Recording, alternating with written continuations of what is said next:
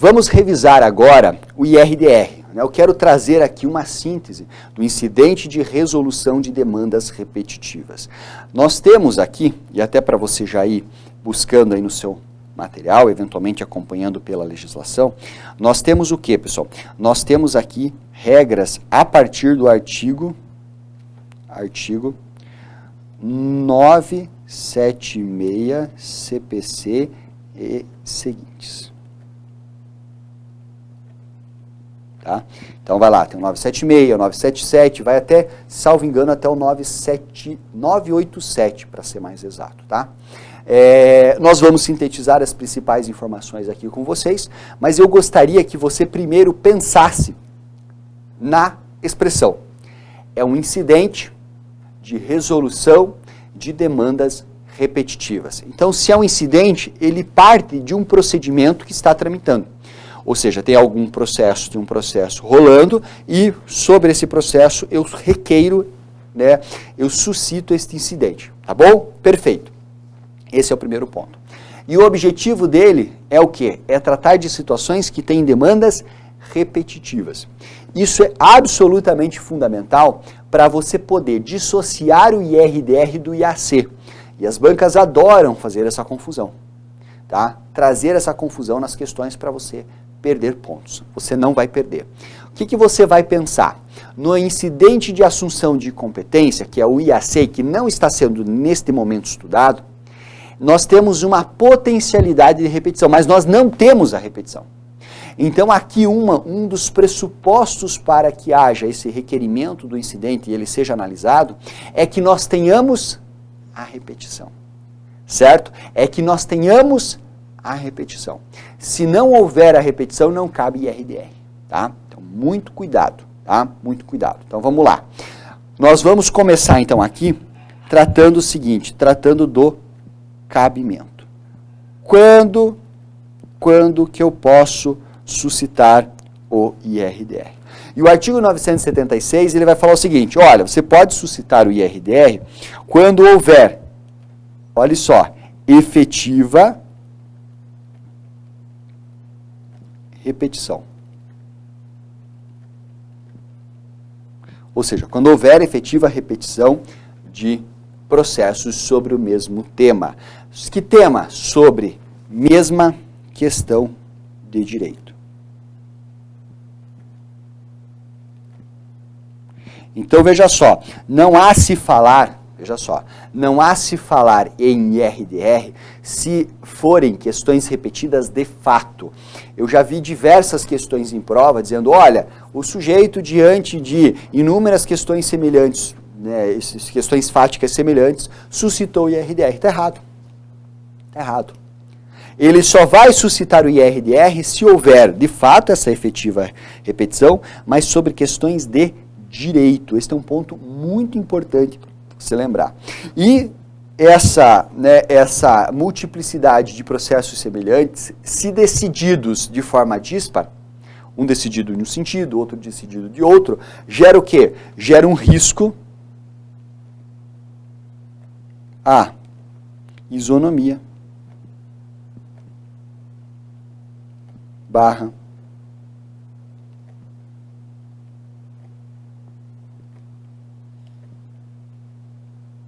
jurídica. Tá? Gera um risco à isonomia ou à segurança jurídica. E aí o IRDR tem como predicativo buscar, né, firmar uma tese que será tida como obrigatória no âmbito daquele tribunal. Bacana? Então tá, cabimento é isso. Moçada, se você lembrar, eu vou insistir nesse ponto porque me parece que vale a pena insistir, você lembrar que nós teremos, eu vou até em tela, a repetição, questão de direito, você mata IRDR. Tá? Mata, literalmente mata IRDR. Tá? Professor, quem que pode requerer? Quem será legitimado? Né? Ou seja, quem que pode vir a suscitar esse IRDR? Né? Diz o CPC que esse IRDR, veja só, ele poderá ser suscitado, né, pela parte, tá? Então, pela parte, no processo,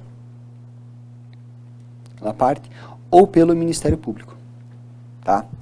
Ele pode ali vir a suscitar né, o IRDR. Mas eu gostaria também de deixar bem claro, pessoal, que nós temos a possibilidade de a Defensoria Pública suscitar o IRDR, tá? Se ela estiver participando do processo, e não só no interesse da parte que ela tutela, mas eventualmente no interesse das suas atribuições institucionais, e também o próprio juiz ou o relator. De ofício, pessoal. Você vai dizer assim, professor, mas como assim? Veja, não há uma atuação oficiosa, mas no processo civil nós não temos aqui, né, o processo dependendo da vontade das partes, sim. Mas veja, o que é interessante? O objetivo do IRDR não é resolver só aquela situação em concreto. Pelo contrário, eu vou pressupor uma repetição de questões de direito. Tanto é que o que se quer aqui não é resolver só o seu processo, mas é ter uma decisão naquele processo que nós vamos chamar, ou naqueles processos que nós chamaremos de paradigmas, e espraiar essas decisões para os demais processos repetidos. Certo? Então veja só, o que deve ser feito?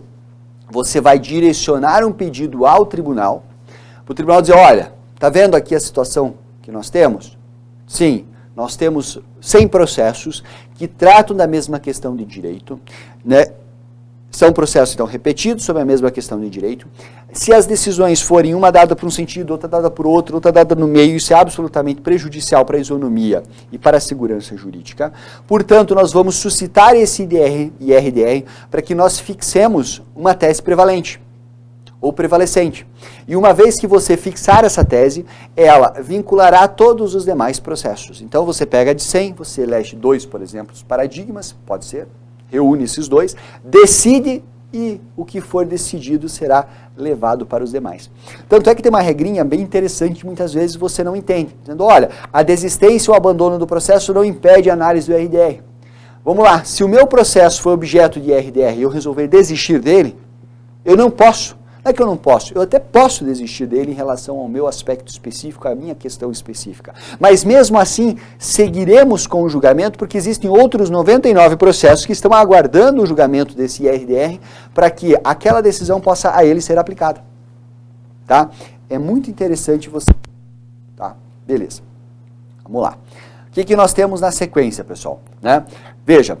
O julgamento do IRDR vai seguir, basicamente, né, a regrativa ali, né, a regrativa do que nós tivemos, né, definido dentro dos regimentos internos. De toda forma, como que nós devemos entender aqui? Você vai direcionar, né, o CPC diz assim, olha, você vai direcionar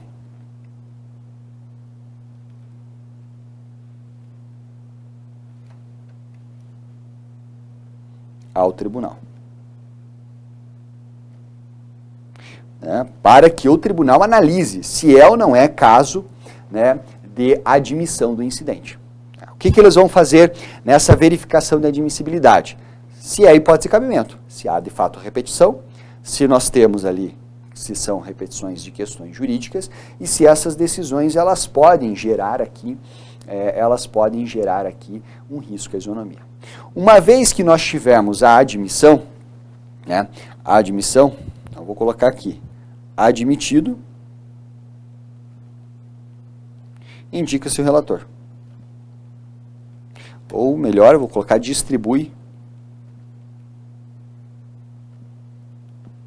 para um relator. Aí cai na mão de alguém que vai ser o dono, né, deste incidente de resolução de demandas repetitivas. Esse dono, ele poderá tomar aqui basicamente 3 decisões, certo? E é isso que eu vou tratar com vocês aqui, vou tirar o meu corpo para poder colocar isso em tela. O que esse relator poderá fazer, pessoal? Olha que interessante. Ele vai suspender processos pendentes repetidos. Quer dizer, olha, vamos selecionei este procedimento, mais um outro, ou outros procedimentos que serão como paradigmas, e os demais ficarão suspensos, ficarão congelados, tá? Congelados, ficarão suspensos. Ele poderá ainda requisitar informações, porque a ideia aqui é que o julgamento se dê o mais amplo possível. Então ele pode pedir informações aos outros, enfim, a órgãos públicos, ou a quem ele entender que possa ali de algum modo trazer informações que possam ser consistentes, então ele vai buscar essas informações. Nós teremos inclusive a possibilidade de audiências públicas para que as partes dos processos que estão suspensos possam se manifestar, de modo que esse julgamento seja o mais amplo possível. Por quê? Porque se não for, ele não vai atender à finalidade que é gerar uma pacificação completa. Porque às vezes um procedimento tem um aspecto específico, outro tem um outro aspecto, então você tem que somar todos os aspectos para que consigamos uma decisão ampla. E ainda nós teremos o quê? Nós teremos a intimação do MP. Tá? O MP vai ter lá seus 15 dias para, se desejar, para que possa se manifestar. Certo? O que é importante se entender? Que essa suspensão aqui, pessoal, essa suspensão aqui, ela se dá pelo prazo de 1 ano. Tá? Ou seja, dito de outra forma, espera-se que o julgamento do incidente se dê em 1 ano. Aí você pega a decisão e aplica aos demais, certo? Basicamente essa é a ideia. Só que se eventualmente nós tivermos um alongamento desse prazo e demorar mais de 1 ano para que seja julgado, o que vai acontecer, pessoal? Nós vamos ter a possibilidade de, se o meu processo está parado, eu pedir para ele voltar a andar individualmente. Tá? Por quê? Porque você não vai parar para o resto da vida. E às vezes isso pode me gerar um prejuízo. Então o CPC fala, olha, fica parado por 1 ano, sob pena depois de a parte poder, caso interesse, a ela requerer o andamento do procedimento. Certo? Então, tá aí para vocês. Depois, o que nós temos, pessoal? Nós teremos ali a possibilidade, como eu disse a vocês, de realização de audiência. Nós teremos uma audiência pública, depois teremos audiência com manifestação das partes. Elas trarão as demais partes dos processos suspensos, podem serem escaladas aqui para se manifestar e trazer os seus elementos, trazer a visão, trazer as suas provas, e a sessão segue com o julgamento e a fixação da tese.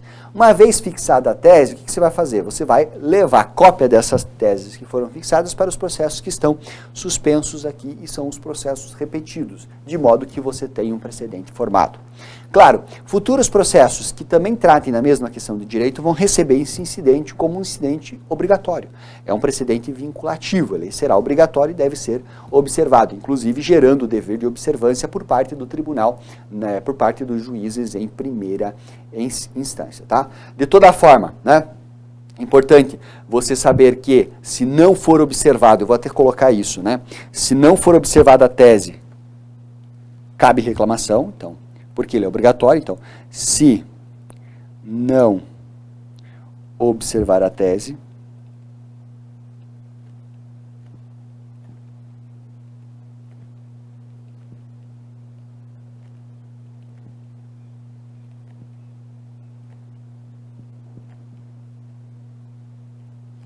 cabe reclamação, tá? E do julgamento da sessão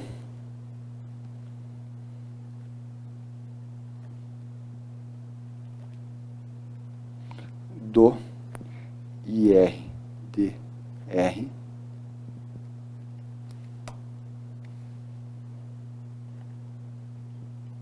cabe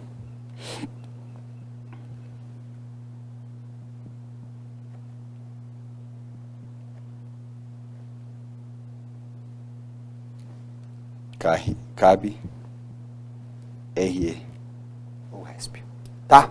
Cabe recurso especial e ou extraordinário. Daí, claro, dentro das respectivas hipóteses de cabimento de cada um deles. Meus amigos, é a síntese do IRDR para vocês, tá? Então, basicamente, são esses os principais pontos, notadamente a questão da repetição, questão de direito, muito cuidado com isso, legitimados, prazo de 1 ano para suspensão, direcionamento para o tribunal admite, cai na mão do relator, o relator cuida do processo. Depois, fixada a tese, se não for observado, você pode buscar reclamação diretamente ao tribunal, porque você está usurpando da competência do tribunal fixar a tese obrigatória. E da decisão do IRDR nós temos a possibilidade de recurso especial ou extraordinário. Com isso, eu encerro aqui este resumo dos principais pontos referentes ao IRDR com vocês. Muito obrigado.